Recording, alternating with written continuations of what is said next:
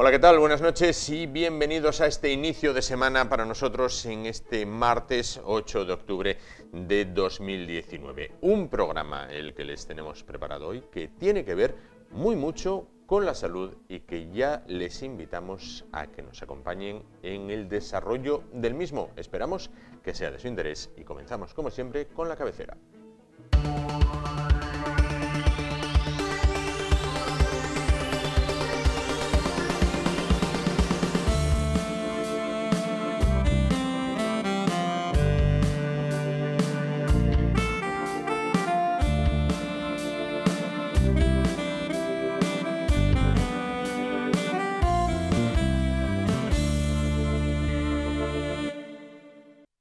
Bueno, vamos a continuar y cambiamos completamente de asunto porque el Ministerio de Sanidad ha premiado la estrategia de atención primaria del área cuarta, área a la que pertenece, por ejemplo, Oviedo, para la correcta prescripción de antibióticos. Bueno, pues, ¿qué significa esto? Bueno, vamos a tratar de traducir esto a un lenguaje que, bueno, lo podamos entender todos.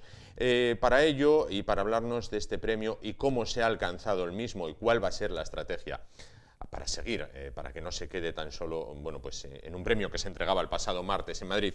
Se encuentra esta noche con nosotros Ricardo de Dios, él es subdirector de atención sanitaria del área sanitaria cuarta. ¿Qué tal? Buenas noches. Buenas noches, ¿qué tal? Bueno, pues entonces, ¿qué significa este premio?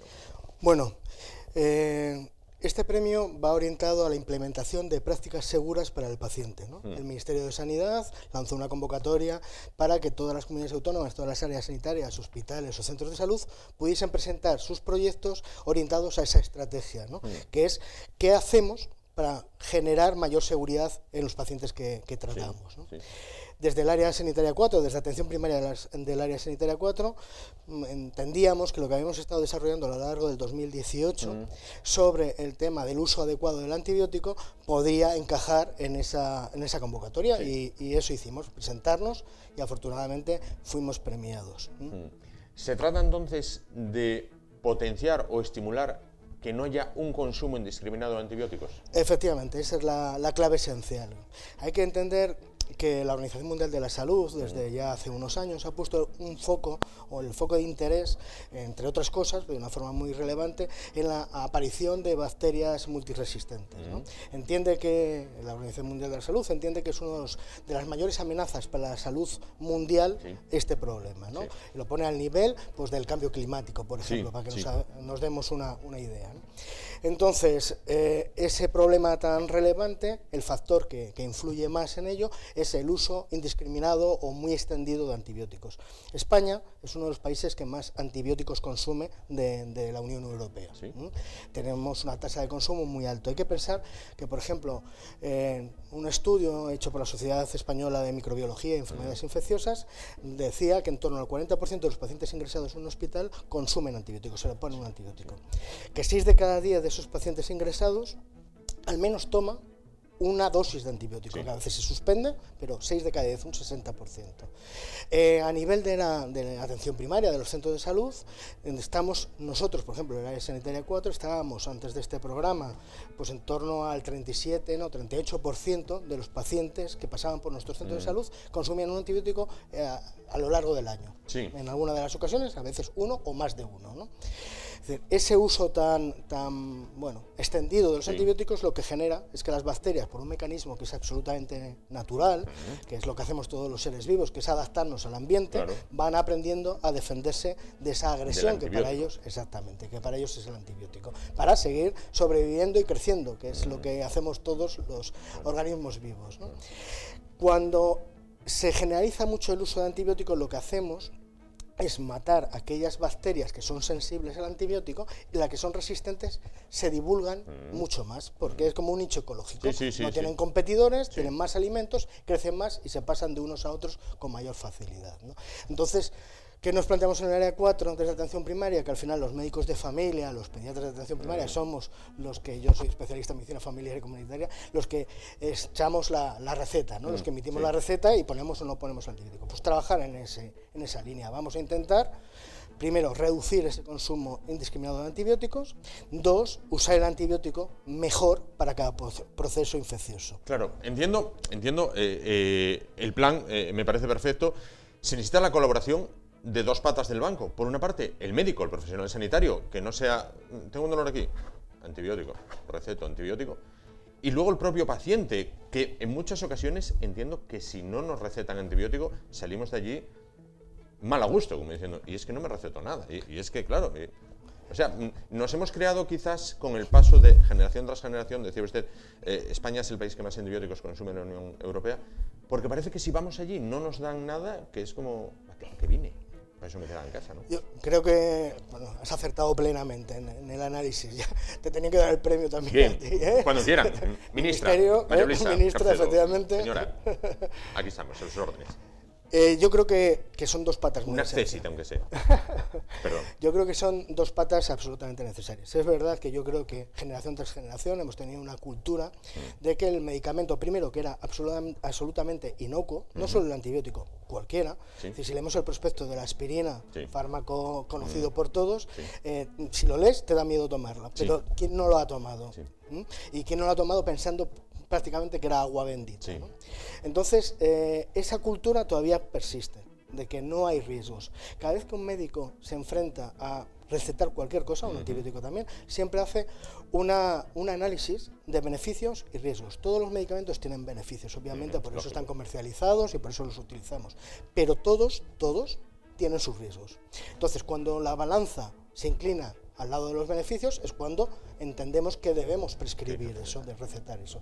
Si los riesgos son mayores que los beneficios, deberíamos intentar ni tomarlo ni recetarlo en caso de médicos. Que la población entiende que el antibiótico es mucho más seguro y cuando tengo un dolor de garganta voy al médico y me dice, no, pero eso va a ser vírico, tómate paracetamol, bebe agua, zumito de naranja, que la vitamina C viene muy bien, ¿no? Pero el antibiótico no, quedamos frustrados. La población queda frustrada, yo el primero, todos quedamos frustrados, porque tenemos, no, ¿y si va a ser otra cosa? Tú por si acaso dame el antibiótico, dame. porque no asumimos que tienen sus riesgos, riesgos individuales para el que lo toma, pero riesgos también poblacionales, mundiales, ¿no? Entonces, efectivamente, es muy importante. Desde el área sanitaria 4, entendiendo eso, y desde luego pensar que este premio lo que refleja es el trabajo de más de 250 médicos de atención primaria, otras tantas enfermeras, quiero decir, hay un grupo de 9 profesionales que han trabajado en el desarrollo, pero desde luego lo que refleja es el trabajo de todos esos profesionales.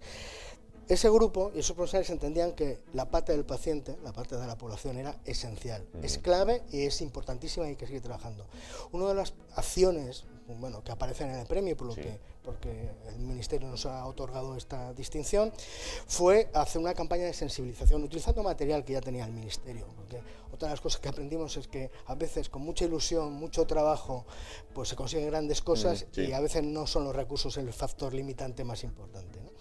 Y lo que hicimos fue campañas, poner carteles, una campaña del Ministerio que es tomar antibióticos sin receta es peligroso para la salud de todos, y lo pusimos por las salas de espera, con ese mensaje intentando ir sensibilizando progresivamente a la población, para que cuando tú vayas al pediatra también con tu niño y no le dé eso es un harina de otro antibiótico, costal, claro, eso es muy duro, pues entiendas que no siempre es necesario, que puede ser incluso perjudicial para el niño y para todos.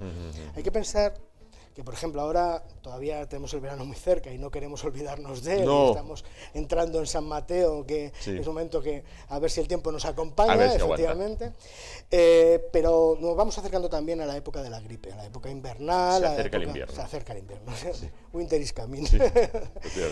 Se acerca el invierno, hay que entender que el 80% de las infecciones que se producen de nariz, garganta, oído, ¿no? Vías respiratorias altas, el 80% de las infecciones invernales de esas zonas están causadas por virus. Virus a los cuales le puedes dar un antibiótico, no, le puedes dar una tonelada de antibióticos, porque no sirve para nada. Los antibióticos matan bacterias, pero los antibióticos no matan a los virus. Entonces, el 80%. Cuando llegamos con una gripe, estamos esperando que el médico, que nuestro pediatra, que nos dé un antibiótico, porque como que nos sentimos psicológicamente más seguros, ¿no? Tenemos que ir entendiendo que si el médico no te lo da, te está haciendo un favor, primero a ti y desde luego a todos. el problema de las resistencias bacterianas, que a veces nos pilla un poco alejado, hay que entender que ahora mismo, según los estudios que se están haciendo, pues genera en torno a las 25-26.000 muertes año en nuestro país. 25-26.000 muertes año. No es un tema baladí. Mueren más gente por resistencias, por bacterias multiresistentes, que por accidentes de tráfico. Sí. Entonces, algo tenemos que hacer. 600 muertes en Asturias, por lo que leo los datos. Efectivamente, es una extrapolación de esta cifra que te estoy dando, y sí, en torno a 600 y pico muertes año en Asturias. No obstante, ahora entiendo que hay que continuar con esa labor de concienciación al paciente, porque vamos a poner un caso práctico que usted lo apuntaba y que entiendo que se enfrentan a él todos los días. El chiquillo tiene catarro, el chiquillo tiene tos, el chiquillo tiene mocos. Vamos a la pediatra al centro de salud. La pediatra dice que beba agua. La madre sale de allí e inmediatamente va al médico privado. Jarabe, no sé qué. El chiquillo curó. También bebió agua, pero ¿curó por el agua o curó por el jarabe? Claro. Si el jarabe es para la tos, si el jarabe es para bajar la fiebre, ¿no? Que los jarabes para los críos pequeños, la mayor parte de los antitérmicos vienen en ese formato de jarabes. Eso son pues, el paracetamol de los adultos, ¿no? Sí. Un ibuprofeno cuando tienes mucha esa gripe que te da con dolores musculares, con dolores de huesos, que parece que te han pegado una paliza. Sí. Pues eso, vamos a dejarlo aquí. Sí. Eso, desde luego, viene bien, quiero decir, eso es la pauta que tendríamos que tomar. Hidrátate, si tienes fiebre no tienes que estar con fiebre, no pasa nada, sobre todo en críos pequeños hay que intentar reducir esa fiebre como podamos, con paracetamol perfecto, pues eso está bien. Si ese jarabe lo que lleva era un antibiótico, lo normal, pueden haberle hecho una prueba de estreptococo en la garganta, entonces entender que esa faringitis, ese catarro que le llamamos, pues era producida por una bacteria, entonces está bien que se le paute un antibiótico. Pero si no lo es, desde luego lo que estamos generando es problemas a él, los antibióticos pueden generar efectos secundarios al crío, diarreas, pueden generar infecciones más graves, por eso que matamos las bacterias más sensibles y las que no son sensibles crecen más. Fortalecemos. ¿No? Exactamente. Entonces, en ese sentido, si esa fuese la pauta, lo que le está haciendo ese compañero es una mala orientación, incluso está poniendo en cierto riesgo a todos, pero desde luego a ese crío individualmente también. Claro. Es más, vamos a lanzar miles de comillas, peligroso o más pertinaz el paciente de la tercera edad, que quizás está acostumbrado a que se le recete sí o sí? Pues posiblemente. La edad pediátrica también es compleja, ¿eh? Sí, ¿no? También es compleja. Sí, yo creo que el margen de edad más manejable o que entendemos más, yo creo que son los adultos que son autosuficientes, independientes, tal, y que bueno, dice, bueno, pues si no va bien esto, pues me acerco al médico mañana otra vez, pido cita, no hay ningún problema. Las madres con los críos y los padres con los críos, tienes cierto miedo, yo creo que todos tenemos un exceso de protección, ¿no? Y se habló mucho de eso a nivel educativo incluso. Sobre todo, ¿no? Si en una casa hay varios hermanos con el primero, el segundo ya... y el tercero ya tiene que sobrevivir él solo. Ya, yo tengo 3 hijos, y lo sé por experiencia. Correcto. Y luego está claro... Yo fui el segundo, a mí me tocó... lidiar con todo. Ya curarás. Bueno, y sí es verdad que la gente mayor, efectivamente, nosotros les hemos educado el sistema sanitario porque vamos aprendiendo constantemente. A veces la gente dice, pero bueno, si antes me dabais esto para esto, y ahora decís que esto es malo. Es verdad, porque se sigue investigando, se alcanza conocimiento nuevo y cambiamos las pautas. Es decir, no tenemos el conocimiento absoluto, ni una bola mágica, ¿no? Es decir, lo que se sabía hasta este momento es esto, con eso actuábamos, o lo que sabemos ahora es esto, y ha cambiado. Y mañana sabremos otra cosa, ¿no? Pero claro, esa persona de 80 años, 80 y tantos años, que lleva toda la vida, que cada vez que se acercaba al médico le daban una receta, se le con una receta tranquilamente, pues ha generado y mejoraba, porque lo normal es que si es vírico, mejores, claro. Entonces, pero yo lo achaco a lo que me ha dado el médico. Sí. Entonces incluso a veces tienes la tentación de, te doy este jarabe aunque creo que no sirve para nada, ¿no? Un placebo. Exacto, por lo menos me curo en salud y yo creo que tú vas a confiar en que te vas a mejorar, ¿no? Intentamos evitarlo, obviamente, pero tienes esa tentación de, bueno, a veces hablar con la gente, pues nos lleva mucho tiempo, intentar convencerlos, les ves la mirada de desconfianza, dices, bueno, según te van conociendo, si eres un médico de cabecera, pues obviamente te dan una cierta credibilidad y una cierta confianza, que es la que utilizamos para intentar, bueno, aportarles nuestro conocimiento y ayudarles a mejorar. Pero sí, es verdad que les hemos educado durante generaciones, durante décadas y décadas. Ese paciente de 80 años lleva muchos años yendo al médico. Quiero preguntarle también una cosa. Insisten tanto ustedes, los médicos, como también los farmacéuticos, los riesgos de tener ese maletín que hay en las casas donde hay pastillas, media caja de pastillas, se tomaron 12, por ejemplo, y quedan otras 12. Hay una farmacia en casa y, oye, que me duele esto, y siempre hay alguien en casa que receta. ¿Eso es una bomba de relojería? Es una bomba de relojería, efectivamente. Sí, hay que pensar que las prescripciones que nosotros hacemos, las recetas que emitimos para el paciente, son situaciones muy puntuales. Es decir, es para ese paciente, con sus circunstancias concretas que tiene ese paciente, y para el proceso patológico que en ese momento, para la enfermedad que en ese momento está sufriendo, entendemos que está sufriendo ese paciente. No es extrapolable a todos los demás. Es decir, puedes acertar o no, pero un dolor de garganta puede ser millones de cosas. ¿Qué notamos nosotros cuando que me duele la garganta, que tengo fiebre, que no sé qué? Eso puede estar causado por una infección bacteriana, por una infección vírica, puede ser otras cosas que no tienen que ver con infecciones, y tú lo que pautas cuando el vecino del quinto te dice, estoy matado, me duele la garganta, eso lo tuve yo.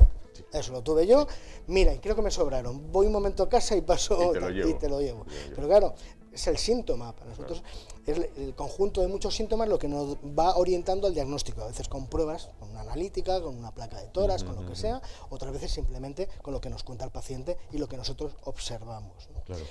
Y efectivamente es una bomba de relojería, porque tiendes, eso, primero a empezar con un antibiótico. Otro tema es que incluso con ese antibiótico que yo te estoy dando porque me han sobrado 7 pastillas, sí, posiblemente con ese antibiótico vas a necesitar 18, imaginemos, yo te doy las 7 primeras y tú mejoras, sí, porque además estaba bien indicado, mira, sí, acerté, el vecino del quinto acertó, tenía ojo, y mejoras, y dices, pero bueno, ahora que estoy mejor, este tratamiento ¿cuánto dura? ¿10 días? ¿5? No lo sé, pero yo he mejorado, acabé. Claro. Entonces, o vas al médico y dices, mira, es que me dolía, hace una semana me dolía la garganta un poco, tal, me tomé esto.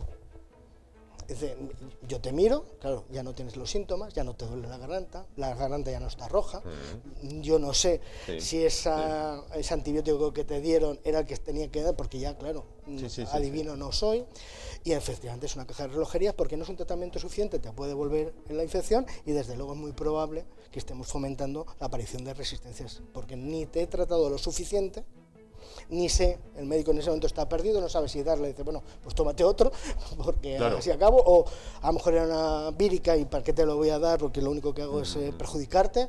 Bueno, nos genera mucha incertidumbre y desde luego no es una buena estrategia. Está claro. Y para finalizar quiero preguntarle una curiosidad, a ver si usted puede responderme. Vamos a ver, ¿qué tiene o qué es lo que mucha gente conoció como la pastilla de la mili, que era una pastilla así, con un diámetro muy grande, que era, me duele la cabeza, esta pastilla, me duele el estómago, la misma pastilla, me duele una pierna, la misma pastilla, y lo mejor de todo era que curabas. Entonces, mucha gente pregunta, ¿y por qué no se generaliza esa pastilla que te daban en la farmacia de la mili? Y curabas, doliera lo que doliera, te daban esa y curabas. ¿Qué lleva esa pastilla? La verdad es que no lo sé. Se nota que yo soy de prestación social, de la objeción de conciencia, y no lo viví. Supongo que sería algún tipo de potente de analgésico, ¿no? Que te duele la rodilla, ahí va. ¿Y curas? Y curas, y curas también. Exactamente, ¿no? Pero no sé, mira, lo voy a investigar, ¿no? Con los compañeros que pasaron por allí. Muchas veces hablando. Voy a cuestionar a los farmacéuticos a ver. ¿Por qué no recetan la pastilla de la mili que te cura absolutamente de todo? Bueno, pero como con las vacunas, ¿no? Cuando te ponían, estabas en fila, ¿no? Por lo que me cuentan los compañeros, no sabías muy bien lo que te habían puesto, pero funcionar. Pero allá iba. Pues enhorabuena por el premio. Muchas gracias. A continuar con esa labor pedagógica, ahora con el paciente. Ricardo de Dios, subdirector de Atención Sanitaria del Área Sanitaria Cuarta. Gracias por estar esta noche con nosotros. Muchas gracias a vosotros. Nos vamos muy rápido a publicidad, volvemos y continuamos el espacio esta noche. Hasta ahora.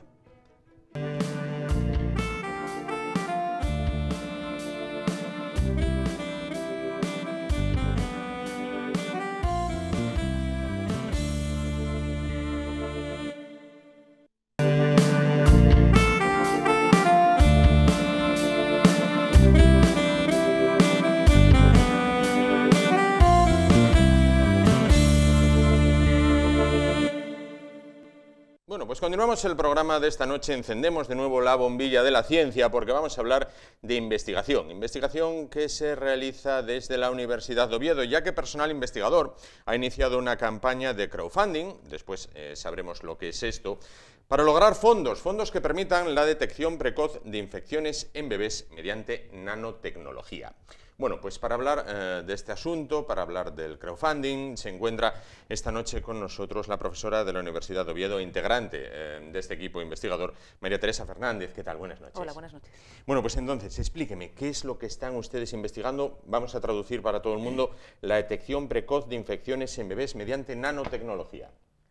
Bueno, pues nosotros lo que pretendemos es desarrollar una herramienta que permita, pues eso, poder realizar ese diagnóstico de manera fiable y en poco tiempo de una infección transmitida de madre a hijo en un recién nacido. Y para entender un poco el por qué nosotros estamos buscando esta herramienta, tenemos que conocer primero cuál es la problemática que existe actualmente con el diagnóstico. Cuando un recién nacido existe alguna posibilidad de que tenga una de estas infecciones, una que se conocen como sepsis de transmisión vertical, pues bien porque la madre haya tenido una infección vaginal que durante el parto o antes del parto se pueda transmitir al bebé, porque la madre durante el parto tenga fiebre o el recién nacido tenga también unas décimas de fiebre, podría ser debido a una sepsis de transmisión vertical. Entonces se realiza un diagnóstico y la manera tradicional de realizar este diagnóstico es con un hemocultivo. Y para poder explicarlo un poco de manera sencilla, un hemocultivo consiste en que al recién nacido se le extrae una muestra de sangre y esa muestra de sangre se pone en un medio donde hay mucho alimento para que los microorganismos crezcan, de tal manera que se puedan observar con un microscopio. ¿Vale? Esto lleva días. Es igual que cuando uno va pues muchas veces a un centro de salud y a lo mejor pues, pueden pensar que hay infección de orina, se hace un cultivo y el resultado fiable se da después de varios días, ¿no? Porque lleva un tiempo el que estas bacterias se multipliquen y puedan observarse fácilmente. Claro, un recién nacido no se puede, con un recién nacido de pocos días, que muchas veces son prematuros, no se puede esperar varios días a saber si presenta esa infección o no, por lo que ya de mano se comienza a dar un tratamiento. Este diagnóstico además tiene una problemática que es que da lugar a muchos falsos negativos, es decir, si la madre ha presentado una infección y de manera preventiva ya se le ha dado a ella un antibiótico para prevenir o para combatir esa infección, ese antibiótico llega a través de la placenta al recién nacido. Por lo tanto, a esa muestra de sangre que se ha tomado al recién nacido, aunque se haga el hemocultivo, el microorganismo no crece. Es decir, viciada, digamos, la muestra. Sale negativo, el resultado sale negativo, pero eso no quiere decir que el recién nacido no tenga la infección. Puede tenerla perfectamente, por lo tanto, no es fiable porque muchas veces da un resultado negativo cuando el bebé realmente tiene la infección. Correcto. Se lleva estudiando muchos años también en otras herramientas de diagnóstico, como es lógico, porque esta tiene sus fallos, y algunas de ellas se basan en detectar lo que nosotros llamamos biomarcadores, es decir, determinadas moléculas que están en sangre a un nivel y que cuando se encuentran por encima de ese nivel normal, pues digamos que alertan de que hay algo y de que puede haber una infección, ¿no? Entonces se utilizan muchos biomarcadores para hacer este diagnóstico, pero presenta justo el problema contrario que pasa con el hemocultivo. Estos biomarcadores no son muy específicos de la infección, con lo cual hay un porcentaje muy alto de falsos positivos. Es decir, que muchas veces sale que el recién nacido tiene la infección, pero realmente no la tiene. ¿Qué es lo que se hace entonces? Bueno, pues que cuando hay algún tipo de sospecha de que el recién nacido puede presentar una sepsis de transmisión vertical, se ingresa en la unidad de cuidados intensivos de neonatos y se administra un antibiótico de amplio espectro por vía intravenosa, que puede llevar complicaciones porque son recién nacidos y muchas veces pues precisamente las estancias prolongadas en estas UCIs no son lo más adecuado, sobre todo si no tienen nada. Lógicamente, si presentan la infección es lo que hay que hacer. Además, el hecho de proporcionar un antibiótico en estos recién nacidos, ya hay estudios que demuestran que en el momento que ese recién nacido se le ha administrado un antibiótico durante 24 horas, ya presenta alteraciones en su microbiota, en su flora intestinal, que pueden tener efectos negativos a largo plazo, es decir, cuando, según ese recién nacido vaya creciendo. Y luego, finalmente, pues aparte de la preocupación familiar, de la separación del recién nacido de la madre, con el consecuente riesgo de pérdida de la lactancia materna, que es algo que no se debería, o que se debería fomentar, sobre todo cuando el bebé presenta una infección, pero el hecho de proporcionar estos antibióticos de amplio espectro incide también mucho en un problema al que nos vamos a enfrentar la sociedad en los próximos años, que es la resistencia antimicrobiana. Se han administrado tantos antibióticos que de alguna manera los microorganismos se han hecho fuertes y saben o ahora resisten a esos antibióticos. Por lo tanto, no es banal el hecho de, bueno, por si acaso le voy a dar un antibiótico. No, tiene muchos efectos negativos y entonces por eso estamos intentando tratar de encontrar una herramienta que proporcione resultados que sean fiables y que además el resultado se pueda proporcionar en poco tiempo. Además de todo esto, nosotros queremos utilizar nanopartículas. Trabajamos desde hace ya muchos años utilizando nanopartículas de distinta naturaleza, como nanopartículas de oro o quantum dots, puntos cuánticos, que sería la traducción al español, que son fluorescentes, y ese tipo de nanopartículas nos da opción de hacer una detección visual muy sencilla sin necesidad de instrumentación cara. Y esto es algo que para poder tener una herramienta de diagnóstico, digamos que se pueda implantar fácilmente en hospitales o incluso en centros de salud, pues sería muy ventajoso porque no se necesita una equipación costosa para poder llevar a cabo esa metodología. ¿Es muy común que se dé esto entre los recién nacidos? Pues mira, los datos de incidencia que existe de esta sepsis de transmisión vertical varían un poco en función de si el recién nacido ha nacido a término o es un bebé prematuro, y en función del peso, a medida que va disminuyendo el peso, aumenta la incidencia.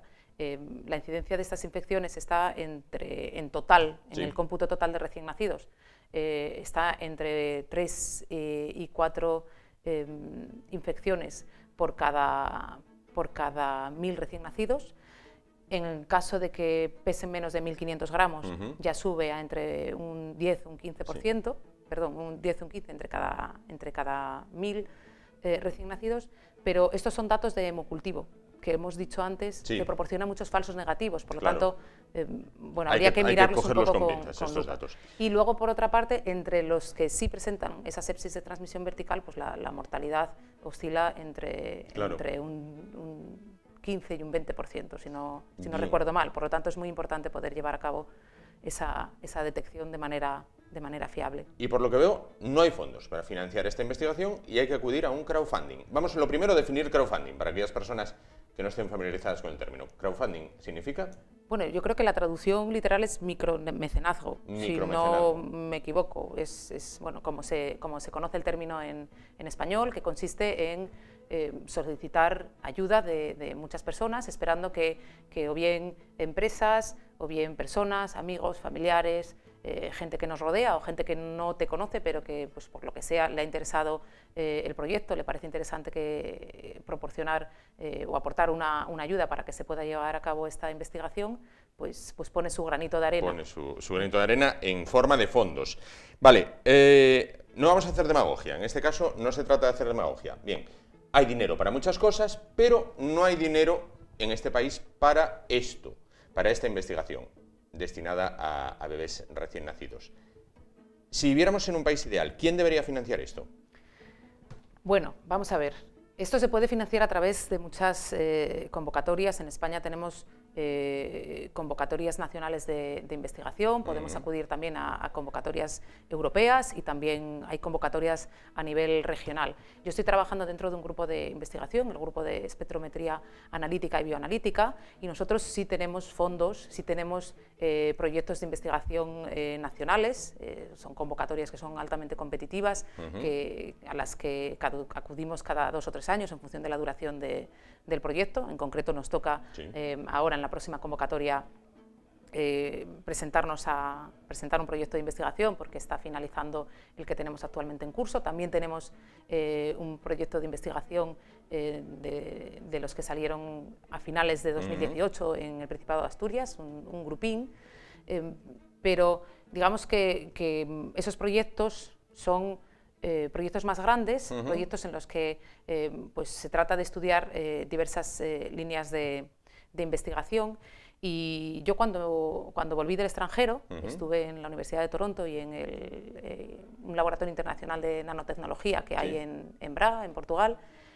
Cuando volví, pues me apetecía poner un poco en marcha todo ese conocimiento que yo había adquirido cuando había estado en el extranjero. Correcto. Y tratar de iniciar una nueva línea de investigación en nuestro grupo de investigación. Entonces encontré esta vía, y nos pareció que el tema podía ser de interés para la sociedad, y por eso pues decidimos acudir a esta convocatoria. Lógicamente esto sería una manera de empezar, porque con lo que nosotros estamos solicitando tendríamos para empezar a hacer los estudios, no para llegar al fin. A eso voy. Tienen ustedes un objetivo mínimo y uno óptimo. ¿El mínimo es? Pues el mínimo son 2.500 euros. 2.500 euros. Con el que podríamos comprar algunos reactivos para empezar a hacer los primeros experimentos. Ajá. Porque aunque esto finalmente, nosotros finalmente pretendemos desarrollar un sistema que sea muy barato, para llegar a ese sistema tenemos que evaluar muchísimos tipos de patógenos diferentes, distintos tipos de nanopartículas. Digamos que a nivel experimental tenemos que hacer muchos estudios, comprar muchos reactivos, y esto nos permitiría, esos 2.500 euros, empezar a hacer algo. A funcionar. ¿El objetivo óptimo? El objetivo óptimo que nos hemos marcado en esta convocatoria ha sido 25.000 euros, con la idea de que, si lo conseguimos, poder contratar a un investigador que se dedique en exclusiva a este proyecto. Porque, como comentaba anteriormente, pues nosotros tenemos más proyectos en marcha que lógicamente hay que llevar a cabo, hay que cumplir con lo que se solicita una vez que te conceden la ayuda, y entonces pues esos estudiantes podrían dedicarse parcialmente a este proyecto, pero también tenemos otros objetivos que cumplir, porque tenemos que dar cuentas de que lo que nos han dado hasta ahora para hacer un determinado proyecto que se solicitó antes de que yo volviese del extranjero, pues realmente se pueda llevar a cabo. ¿Cómo contribuir? ¿Qué es Precipita? Pues Precipita.es es una plataforma estatal de la Fundación Española para la Ciencia y Tecnología. Es decir, es una plataforma que nosotros consideramos seria, no es un portal de crowdfunding al uso. De tal manera que los proyectos que aparecen, los proyectos de investigación que aparecen colgados en esa página web, han tenido que ser aprobados previamente por la ANEP, que es la Agencia Nacional de Evaluación y Prospectiva. Es decir, que si el proyecto cumple unos determinados requisitos y es un proyecto serio, es un proyecto viable, que tiene sentido, pues digamos que le dan paso, ¿no? Porque eso no siempre se cumple, y esto pues da seriedad al que está donando, porque no es una idea loca. Es decir, los proyectos que salen ahí pues se sabe que por lo menos es algo que en principio es viable y que tiene sentido. Precipita.es lo que nos ayuda a nosotros es a hacer el montaje de lo que queremos solicitar. Es decir, nos ayuda a cómo transformar esa idea que nosotros tenemos, que inicialmente siempre hablamos en términos científicos y la explicamos fatal, de manera que es muy difícil entender lo que hacemos, pues nos ayudan a cómo redactar, a cómo escribir. A divulgarlo para el gran público. A divulgarlo, nos ayudan a preparar un vídeo de mucha mejor calidad que lo que nosotros habíamos hecho inicialmente, ¿no? Que era grabarnos a nosotros hablando del proyecto. Nos ayuda con todo el sistema de pagos, decir, la plataforma nosotros articula todo ello. Articula todo ello, y además nos ofrece mucho apoyo para cómo tenemos qué estrategias tenemos que ir siguiendo. Yo he estado toda la mañana, o prácticamente toda la mañana, reunida con ellos, que han venido de Madrid, para ver cómo llevamos a cabo las estrategias, a cuáles les damos prioridad, por dónde vamos empezando. Quería preguntarle, esas enfermedades de transmisión vertical, ¿qué patologías son al lenguaje común? Vamos a ver, en el lenguaje común, esta sepsis de transmisión vertical, pues la madre puede tener, como comentaba al principio, algún tipo de infección vaginal por algún patógeno, que en el momento del parto, pues al entrar en contacto el recién nacido con los fluidos maternos, pues puede contagiarse. Entonces, el problema de esta infección en los recién nacidos es que puede derivar en cosas más complejas, como puede ser una neumonía, puede ser una meningitis, o bueno, simplemente la propia infección, que hay que tratar con el antibiótico, ya es de por sí un problema para el recién nacido. ¿Quiénes componen el equipo, además de usted? Pues mira, el equipo está formado, es un equipo multidisciplinar. Nosotros llamamos equipos multidisciplinares cuando están compuestos de científicos expertos en distintos ámbitos. Somos 4 o 5. Somos 5 investigadores que somos químicos. Están Adrián y Pablo, que son 2 estudiantes de doctorado. De hecho, a Pablo lo tenemos ahora en la Universidad de Toronto, haciendo una estancia en el mismo laboratorio donde yo empecé a trabajar con esta temática, perfeccionando y ampliando sus conocimientos en este campo. Químicos tenemos también a la doctora María Luisa Fernández y al catedrático y doctor José Manuel Fernández Costa, que también están participando en este proyecto. Somos todos del mismo grupo de investigación, del grupo de espectrometría analítica y bioanalítica del Departamento de Química Física y Analítica. Correcto. Y por otro lado, Sí, que me quedaba perdón. por mencionar, Sí. forman parte también de este equipo la doctora Belén Fernández Colomer, que es médico adjunto de la unidad de neonatología de LUCA, y el doctor Fernando Santos, que es también catedrático de medicina y el director del área de gestión clínica y sanitaria de LUCA. Perfecto. Solo me queda que anime a las personas o Sí, entidades que nos a estén entrar viendo en bueno, pues que- www.precipita.es. Nuestro proyecto es el proyecto de detectar infecciones en recién nacidos. Es fácil buscar cuáles son los proyectos que están actualmente vigentes y se puede donar desde 5 euros. Es decir, algo tan sencillo como eso. Pues desde 5 euros pueden llevar adelante una colaboración para lograr bueno, que estos investigadores de la universidad bueno, pues puedan detectar de manera precoz infecciones en bebés mediante nanotecnología. María Teresa Fernández, profesora de la Universidad de Oviedo, muchísimas gracias. Gracias a vosotros estar por esta noche con ayudarnos nosotros a dar y difusión todo a este el ánimo del proyecto. mundo y toda la suerte del mundo a la hora de recaudar esos fondos. Muchas gracias. Y esto de ahora, lo digo yo, no lo dice ella. Se nos dijo que el modelo de ladrillo había fracasado en España, que deberíamos cambiar el modelo productivo, que deberíamos de ser un país investigador, pero luego no hay dinero para investigar según qué cosas. Se cuida el crowdfunding de particulares y empresas y todavía hay quien critica al de Zara, por ejemplo. Bueno, nos vamos a publicidad, volvemos en un momento y continuamos el programa de esta noche. Hasta ahora.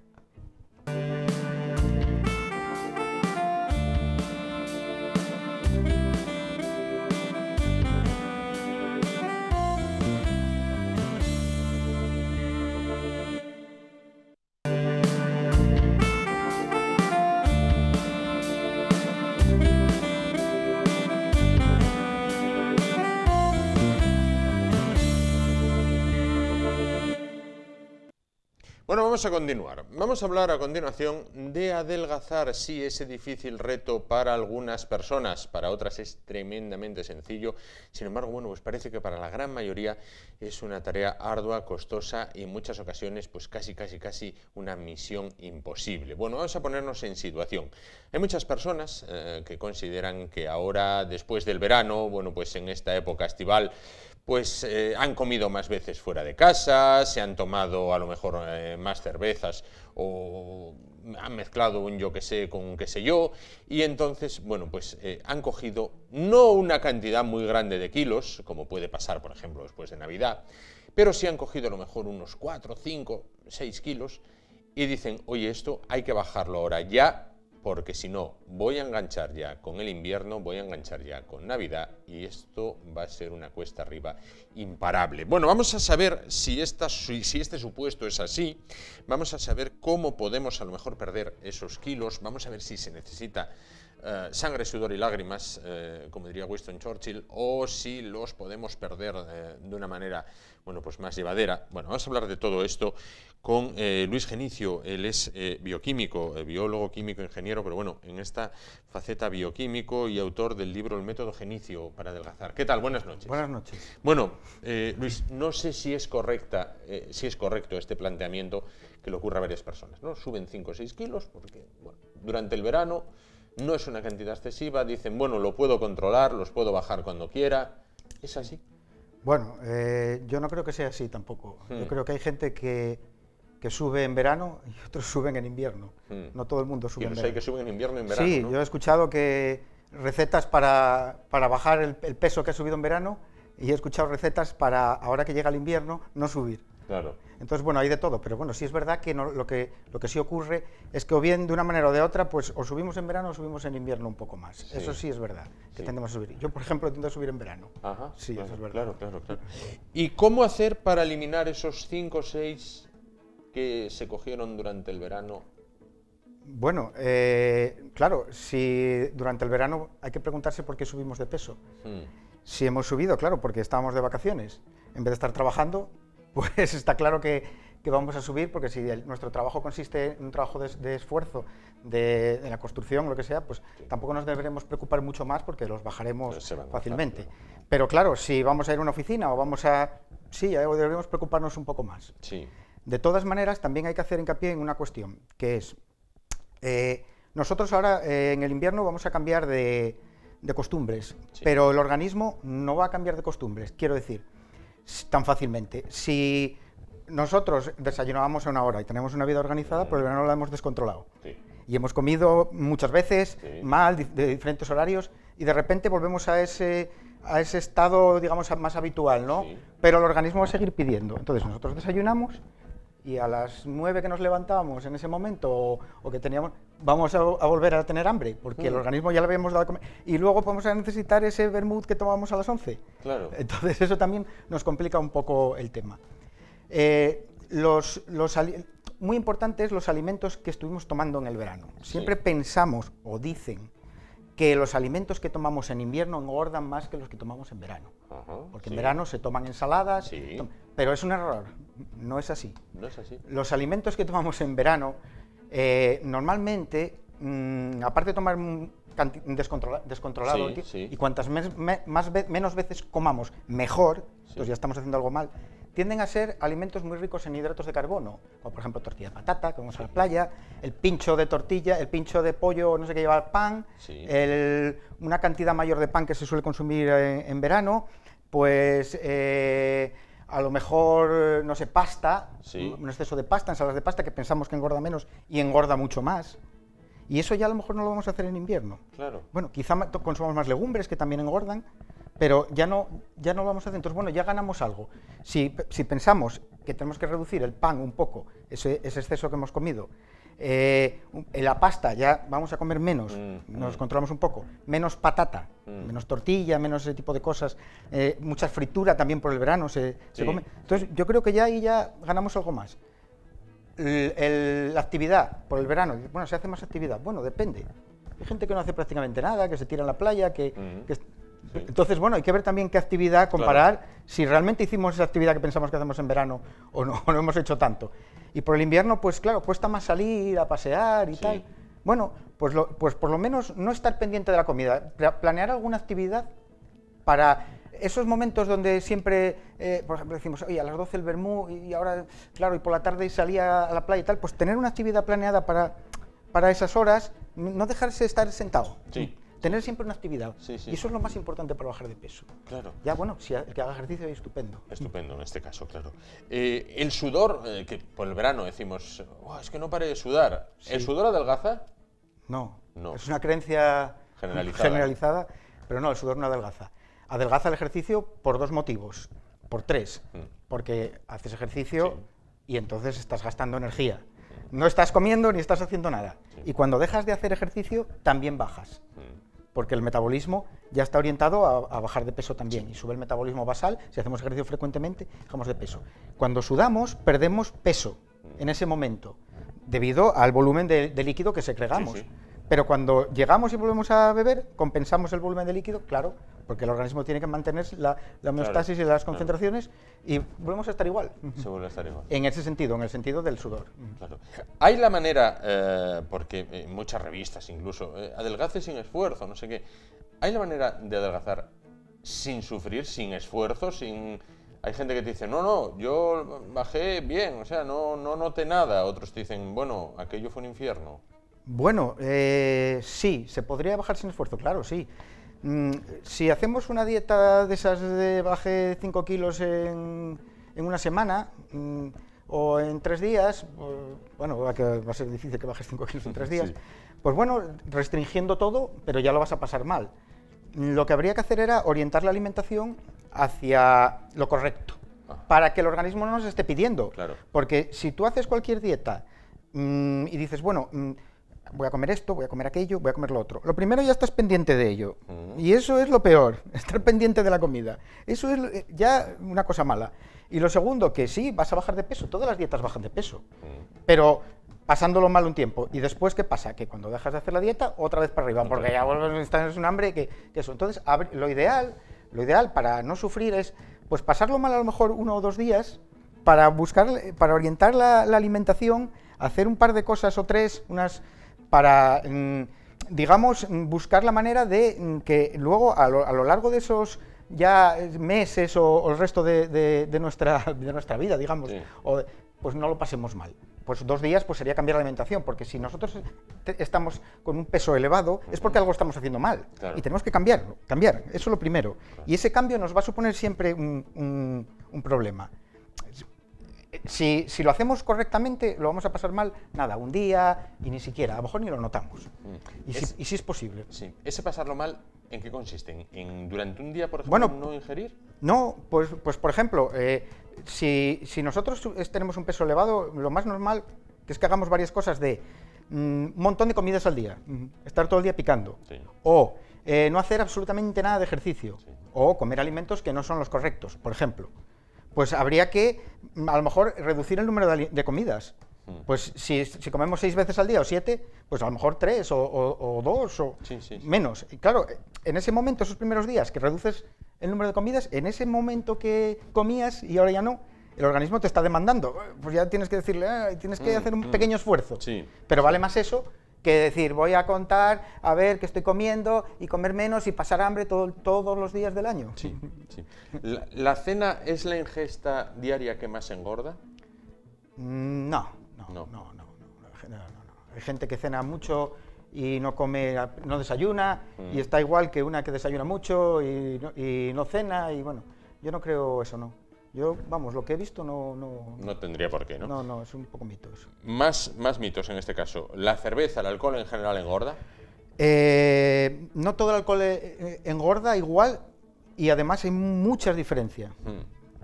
Por ejemplo, si nosotros nos tomamos todos los días un par de vermuts, eso es muchísimo. ¿Es muchísimo? Sí, o 2 chupitos que nos tomemos al día. Eso es mucho, eso nos puede subir de peso, y no sabemos por qué. Porque a veces subimos de peso y no sabemos por qué. Pero tomarse a lo mejor 3 cervezas nos engorda menos. Y a lo mejor 3 vinos, menos todavía. Anda. La cerveza sí engorda, sí. Una cerveza, 2 no. Pero si ya nos metemos en 3, 4 cervezas, bueno, aparte del alcohol que tiene, que lo nocivo del alcohol, engorda el alcohol que tiene, que se convierte en grasa, de por sí ya, más los hidratos de carbono que tiene la cerveza, que pueden ser a lo mejor 4%, pero bueno, que ya están ahí. Que ya están ahí, y hay unas cervezas que engordan un poco más que otras también. Algo sí engorda, no demasiado, no porque nos tomemos 2 cervezas va a ser la causa de que nos vamos a engordar. Y podemos tomarnos también otros sustitutivos, como el vino, que el vino engorda un poco menos. Entonces, ¿los chupitos sí son armas de engorde masivo? Sí, masivo.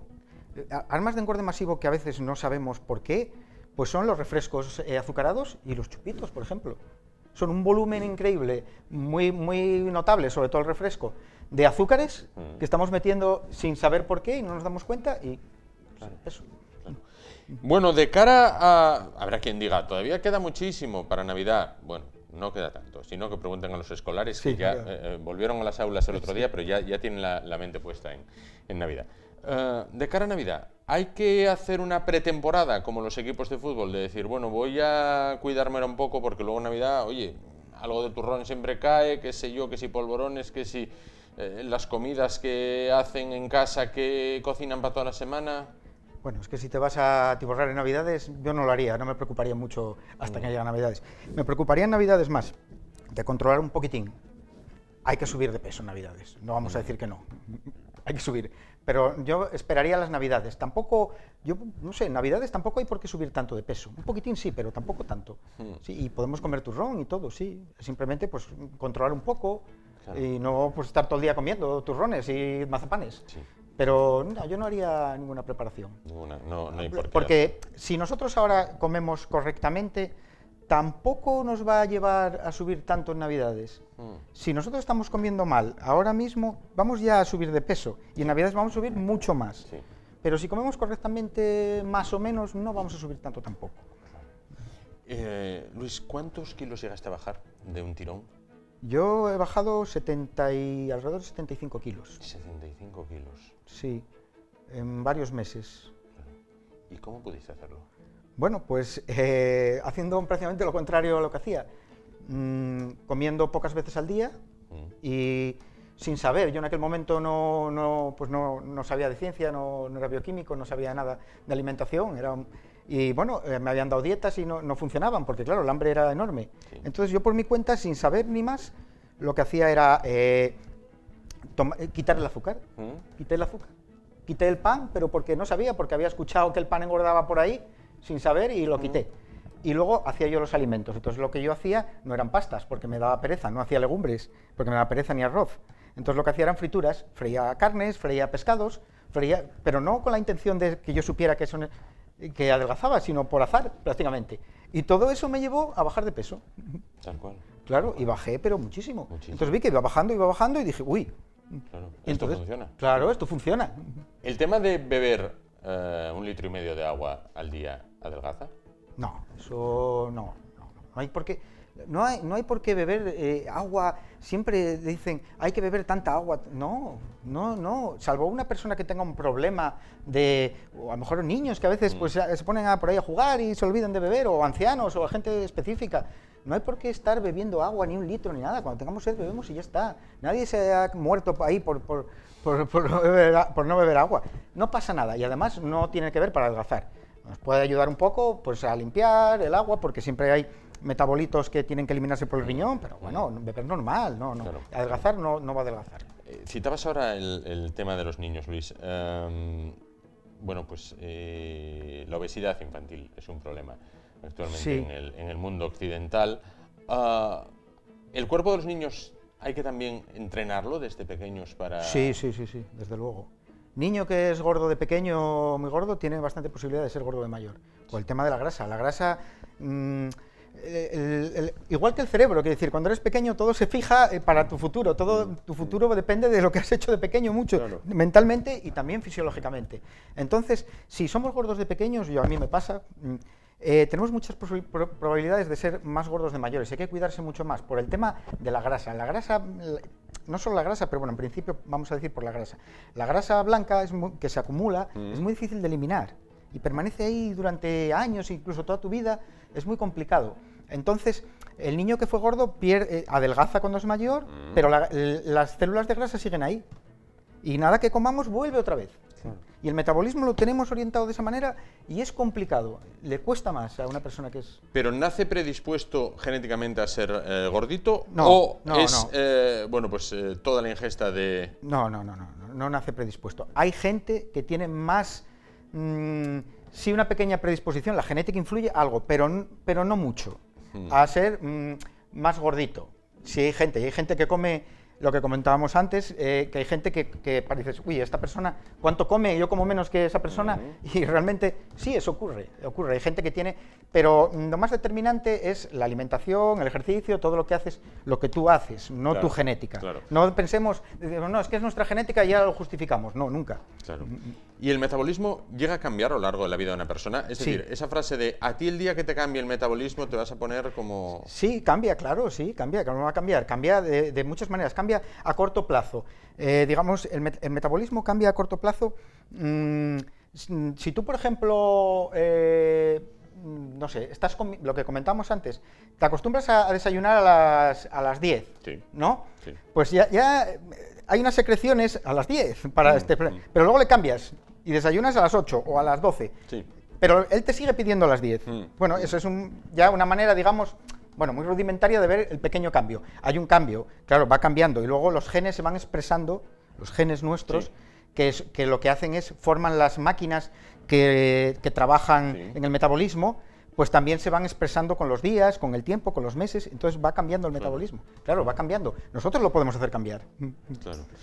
Bueno, entonces, para resumir, perdón, para finalizar, es posible perder esos 5 o 6 kilos, ¿no? Sí.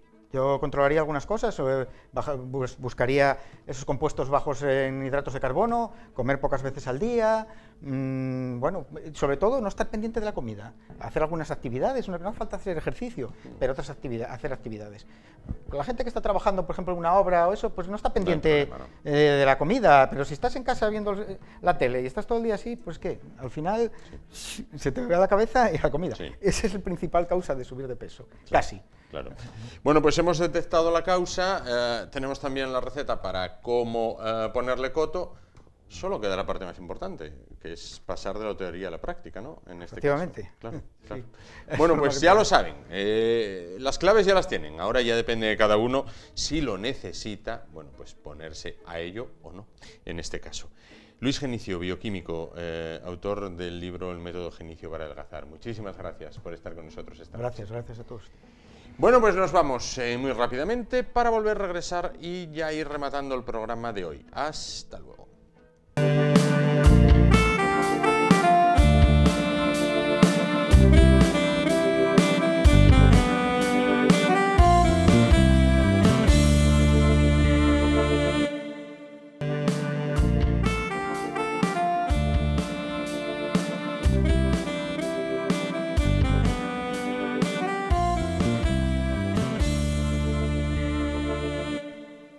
Bueno, pues veremos cuáles son los resultados, cada cual, bueno, pues ya los aplicará porque las Navidades prácticamente están a la vuelta de la esquina. Llegamos así al final, nos vamos, gracias por su atención, volvemos mañana, 10 de la noche, aquí en Asturias Televisión, en Telecable, en el YE, el magazine de las entrevistas. Hasta mañana.